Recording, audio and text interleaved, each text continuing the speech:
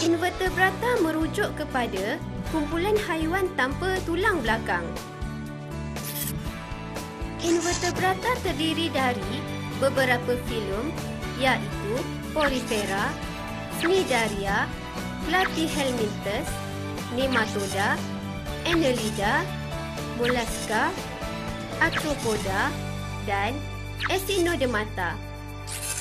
Sekarang, mari kita perhatikan ciri-ciri setiap filum tersebut. Filum Porifera. Ini adalah contoh-contoh haiwan Porifera.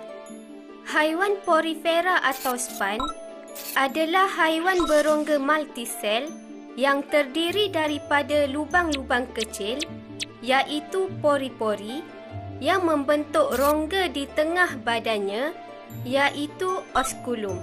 Ia merupakan haiwan sesil yang hidup di dalam laut dan tidak mempunyai organ-organ atau tisu-tisu yang khusus. Mari kita lihat pula haiwan dari filum Cnidaria. Cnidaria merupakan haiwan yang mempunyai rongga besar di tengah tubuhnya yang berfungsi seperti usus.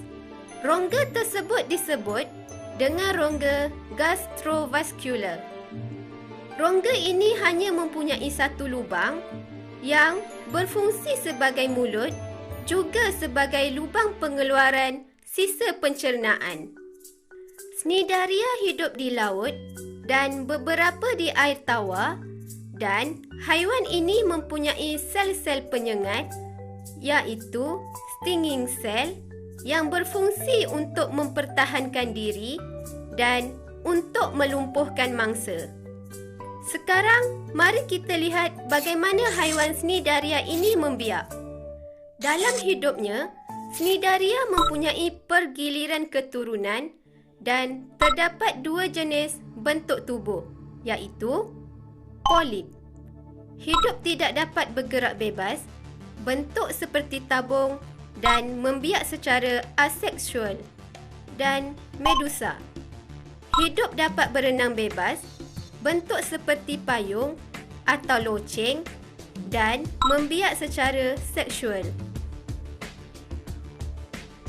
Sekarang, mari kita lihat pula filum seterusnya iaitu Platyhelminthes atau cacing pipih.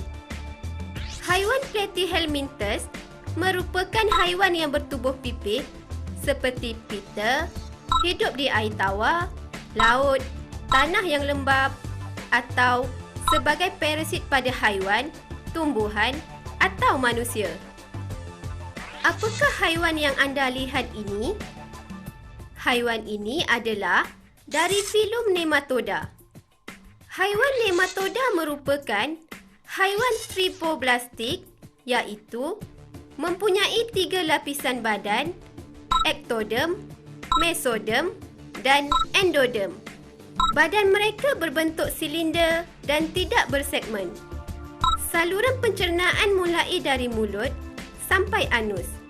Haiwan ini hidup di air, tanah, parasit pada akar atau pada saluran pencernaan. Filum yang berikutnya ialah filum Annelida atau cacing gelang. Haiwan Annelida hidup di air tawar, air laut, tanah lembap, secara parasit dalam tisu tumbuhan, haiwan ataupun manusia. Haiwan ini adalah triploblastik dan mempunyai badan bersegmen. Badannya dipenuhi dengan bendalir yang bertindak sebagai exoskeleton. Sekarang, mari kita lihat pula haiwan invertebrata dari filum Arthropoda. Arthropoda merupakan filum yang terbesar dalam alam Animalia ataupun haiwan. Haiwan Arthropoda adalah haiwan yang mempunyai badan bersegmen dan tiap segmen mempunyai kaki yang bersambung serta mempunyai rangka luar diperbuat dari kitin.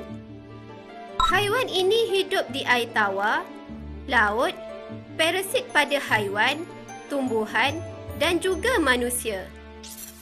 Badannya terbahagi kepada 3, iaitu kepala, toraks dan abdomen. Sistem organnya lengkap, meliputi sistem peredaran darah, sistem pencernaan, sistem saraf, sistem perkumuhan, sistem pernafasan dan sistem pembiakan. Sistem peredaran darahnya terbuka dan tidak mengandungi hemoglobin sehingga darahnya tidak berwarna merah. Ia berfungsi mengangkut makanan tercerna dan bahan kumuh. Pernahkah anda lihat haiwan invertebrata seperti landak laut, tapak Sulaiman, mentimun laut, bintang laut atau sea stars? Haiwan-haiwan ini adalah dari filum Echinodermata. Mari kita lihat ciri-ciri haiwan Echinodermata ini. Haiwan Echinodermata merupakan haiwan berbadan simetri radial yang terbahagi menjadi 5 bahagian dan setiap bahagian mempunyai duri. Haiwan Echinodermata membiak secara seksual dengan membebaskan sel-sel telur dan sperma ke dalam air.